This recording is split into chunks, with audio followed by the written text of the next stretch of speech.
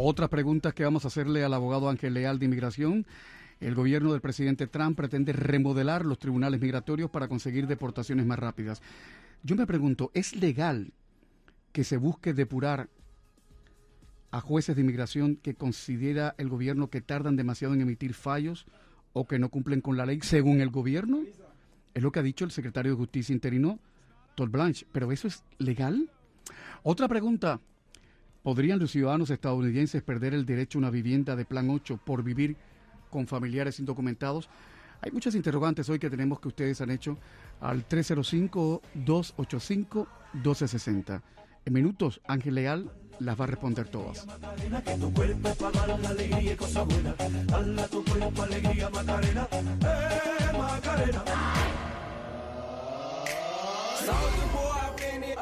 Abogado Ángel Leal, la primera pregunta. ¿Qué se sabe de esta flexibilización que ha hecho el gobierno sobre ciertos permisos de trabajo, peticiones de médico y otros trámites para ciudadanos de 39 países, incluidos Cuba y Venezuela? Mi pregunta es, ¿son profesionales que ya están aquí o que están intentando llegar a Estados Unidos? Que ya están aquí. No se sabe mucho. Fue un aviso muy escueto y fue producto de un litigio federal que se ha presentado. Pero en estos momentos lo que entendemos de este levantamiento de la pausa es para profesionales del campo de salud, tiene que ver más bien con solicitudes de residencia, los permisos de trabajo para ellos, la visa J, que es de intercambio cultural para graduados de medicina en el exterior que vienen a hacer su residencia acá, visa H1B para profesionales especializados, esos trámites específicos, pero sí son importantes y en realidad esos trámites se deben de verse agilizados con esta ley. Abogado Leal, en el caso hipotético de un médico venezolano o cubano que podría beneficiarse de este plan, pero que tuvieran amenaza de deportación, ¿con esto podrían resolver su situación?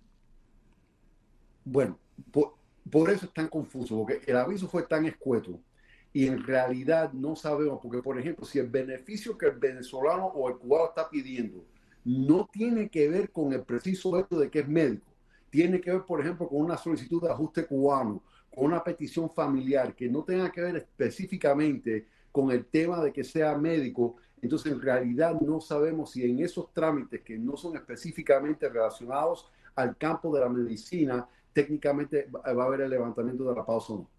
Abogado Ángel Leal, ¿podrían los ciudadanos estadounidenses perder el derecho a una vivienda pública, digamos Plan 8, por convivir con familiares indocumentados? En teoría sí. La sección 8 es una ley federal, requiere que las personas estén documentadas, que sean ciudadanos americanos o que se encuentren dentro de un estatus legal migratorio en el país, por lo tanto sí pudieran correr peligro de perder beneficios. Otra pregunta que se hacen mis oyentes, ¿cuáles son los peligros de buscar a un familiar detenido por ICE? Bueno, que la persona a quien vaya a buscar ese familiar detenido por ICE también sea revisado por ICE y entonces ICE tomar la determinación si esa persona es deportable del país, que si es detenible, si es una persona que ya tiene una orden de deportación y por lo tanto es recomendable que ese ser querido que vaya a buscar el familiar detenido por ICE sea una persona documentada. Y en ese caso, ¿podría ayudar a ir con un abogado como usted? Pudiera específicamente si es una persona que tal vez no esté documentada, lo cual no es recomendable, pero nunca está de más que acompañe al abogado, sobre todo si el abogado es el abogado de la persona a quien está detenido.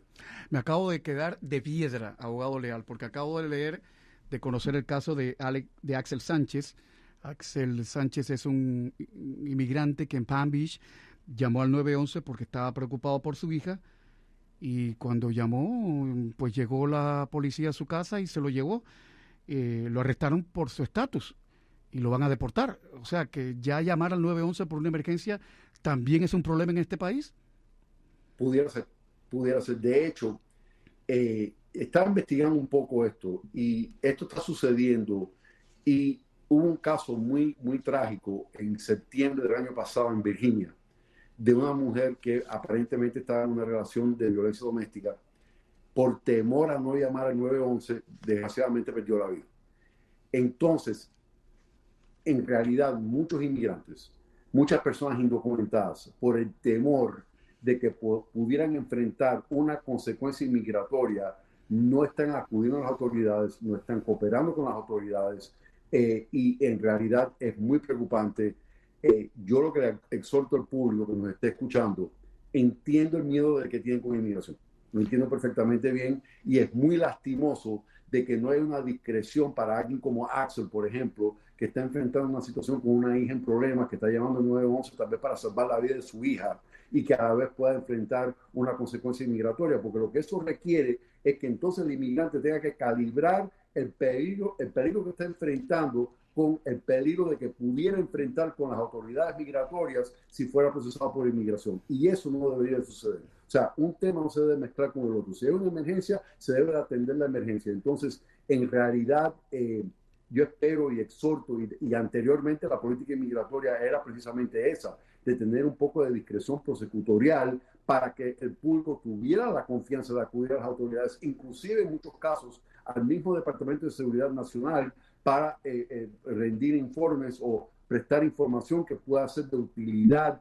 a inmigración y al país. Pero en estos momentos, lastimosamente, estamos viviendo unos tiempos donde ese temor es justificado. Lo que sí diría, lo que nunca es justificado es poner en peligro su propia vida o la vida de terceras personas, porque su integridad física, moral, emocional va encima de cualquier tema migratorio. Tengo el caso de Leo Venegas, que es un obrero de la construcción en Alabama. Fue detenido 3 veces por ICE y es ciudadano estadounidense. 3 veces lo detuvieron y es ciudadano estadounidense. Y ahora ha demandado al gobierno. Mi pregunta es, abogado legal, ahora que parece que los esbirros de ICE son los dueños y señores del país, ¿vale la pena aún así demandar al gobierno por situaciones como estas? Es de la única forma que se logra la justicia, Camilo. Right. Porque en estos momentos la justicia nada más que se está logrando a nivel de corte federal, que son cortes independientes. Y yo sé que vamos a hablar un poco de eso ahora. Entonces, técnicamente sí, vale la pena, hay que hacerlo, porque ese caso todavía está en litigio, y ese es el caso de California, teniendo que ver con los parámetros que ICE tiene que obedecer para detener a una persona. Y desde mi punto de vista, esto es un tema constitucional, requiere causa probable, requiere una orden de cateo, o una orden de arresto, o una orden de ejecución de alguna orden legítima, jurídica, y en realidad, hasta que ese caso no se resuelva, vamos a seguir viendo temas como este, porque presuntamente esto se ha permitido porque, entre comillas, el inconveniente al posible ciudadano que fuese detenido por ICE es mínimo en comparación con la misión de ICE de aplicar la ley de inmigración, pero estamos viendo que más y más ciudadanos americanos están siendo detenidos y en algunos casos, increíblemente, hasta deportados.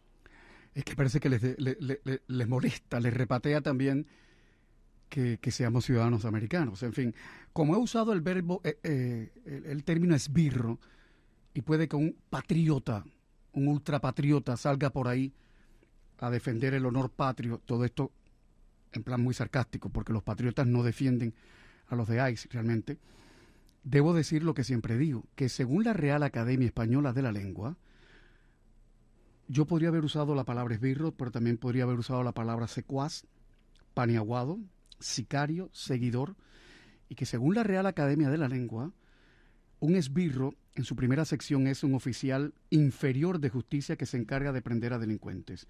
En su segunda sección, y muy despectiva, es la persona que ejecuta las órdenes de otra. Si para ello debe emplear la violencia o no, eso no le importa. Y la tercera acepción, que también es despectiva, o sea, tiene 3 acepciones en la lengua española, 2 son despectivas. La tercera es persona que sigue servilmente a otra por dinero o por interés. Dicho esto, sabemos, abogado leal, que el gobierno del presidente pretende remodelar los tribunales migratorios a su antojo para conseguir deportaciones más rápidas. Y sabemos que están tratando de sacar del juego, depurando, purgando, neutralizando a jueces de inmigración que consideran el gobierno que tardan demasiado en emitir fallos o que según el gobierno no cumplen la ley. O sea, ahora el gobierno se ha erigido en mentores judiciales, como si no existiera el poder judicial, ajeno al poder político. Pero bueno, esa es otra historia. Mi pregunta es, esto que ha señalado el secretario de Justicia interino Todd Blanche, sin inmutarse, sin vergüenza ninguna, ¿esto es legal? Que saquen del juego a un juez porque no le caiga en gracia a la Casa Blanca o porque consideren que tarda mucho en resolver una deportación? ¿Esto es legal? Desgraciadamente sí. Esto viene a raíz de una decisión de marzo de este año de una Junta de Protección de Empleo basada en mérito. Es técnico, pero para explicarlo lo mejor que puedo. Técnicamente, los jueces de inmigración son empleados del Departamento de Justicia. Forman parte de la rama ejecutiva. Aún así, hay ciertas protecciones para empleados federales donde deben de ser retenidos en base a su mérito laboral y no pueden ser despedidos sin causa, a no ser que son oficiales federales de alto rango que tienen una gran discreción en la implementación de la política ejecutiva.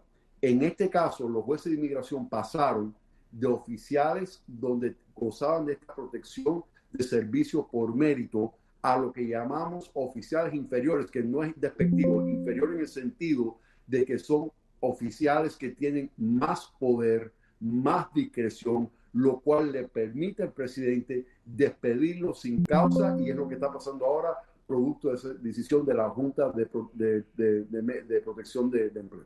Ya, bueno, sabemos que es legal, pero sigue siendo un zarpazo. ¿Este zarpazo del gobierno tiene antecedentes? ¿Ya había ocurrido en anteriores gobiernos republicanos o demócratas en este país? No, es primera vez. Y por eso el llamado de independizar el sistema de corte de inmigración y crearlos y convertirlos en cortes federales como cualquier otra corte federal. Ángel Leal, muchísimas gracias.